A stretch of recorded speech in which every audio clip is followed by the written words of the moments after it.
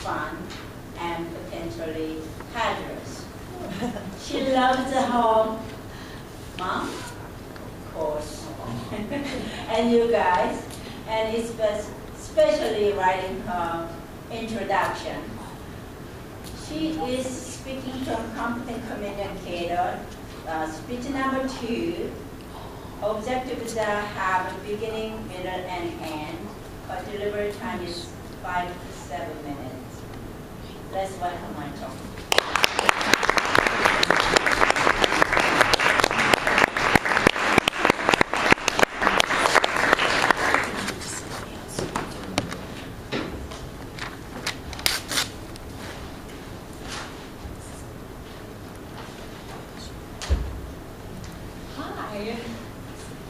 So my mom keeps trying to get me to write her speeches for her.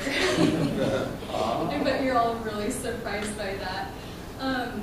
So I decided I wasn't going to write her speech for her, but I was going to write the sequel to her speech.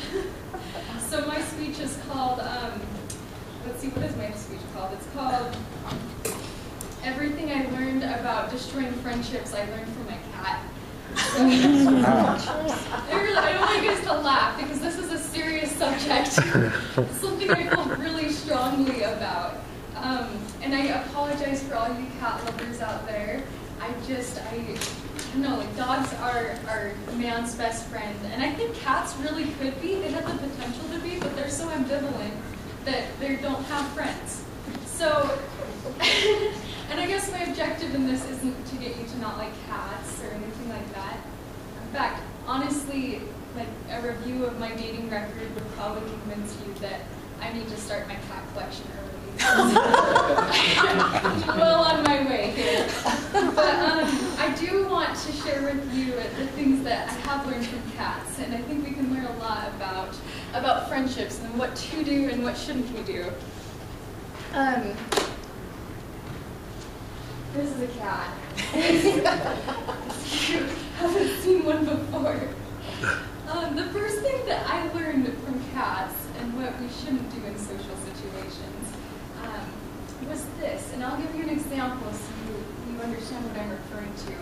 Picture yourself, you're in this room with your friend. Maybe you're organizing your closet and you're just rambling away to them. And you glance up, you catch their eye, and your friend is like this.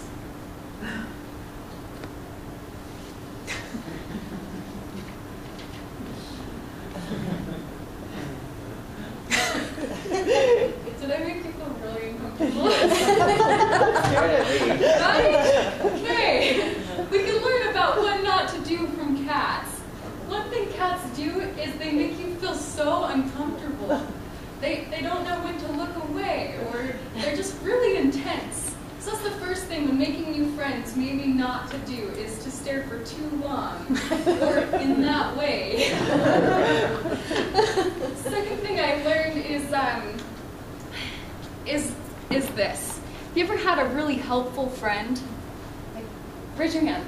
You ever had a really helpful friend? Someone who just is willing to drop everything, okay? At any time of the day and come help you out when they can see that you're stressed out, okay? How many of you have been scrambling away on your computer or scribbling on a paper, and this is like some cue to your cat to come crawl across your fingers and just sit down right on your hands, right on the keyboard, right where you're busy? Not helpful. Not helpful at all. This is another thing we can learn from cats, or what not to learn from cats, is to be a helpful friend, to recognize when there's someone in need, and to be helpful, and not to sit on people's keyboards. All right, something else I learned. In fact, I have a funny. This is the picture that I found to go along with that. Right here. Yep. Right there. Awesome. They're so helpful. All right. So, next thing I learned from cats is that being a cat's friend is like being on an emotional roller coaster. Okay? It starts out like this. Just like this. Not like that. Like this. Okay? Everything's great. You love your friend. Things are fantastic, and your friend's cute. You share the same interests. You spend time together. This one's adorable. Right? You spend time, and then this happens. Tell me you've never been attacked by a cat. Okay? But the next day, you spend the whole day kind of prowling around the house, turning around corners, and making sure that you're aware of where the cat is at all times. You know, you're nervous this is going to happen again. But then, to your utter surprise, this happens instead. Okay? Emotional roller coaster. That's where the cycle of abuse happens. They'll come right back again. So one thing is to be consistent as a friend, to really to uplift somebody.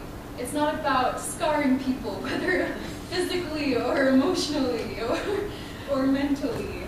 So there's a lot of things that I really did learn about cats. I think that we can learn that we need to take care of people's things. You know, when we have a friend who loans us something, we probably shouldn't do, this is in order, this with it. No. Something else I learned is that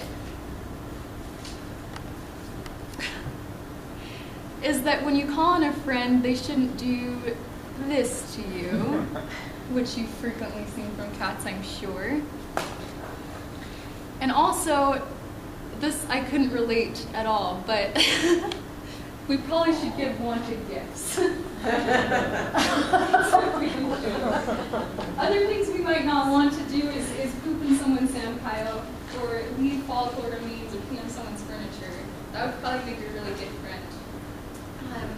I think sometimes that we can learn a lot about the things we should do in friendships by kind of keeping track of the things we probably shouldn't do in friendships.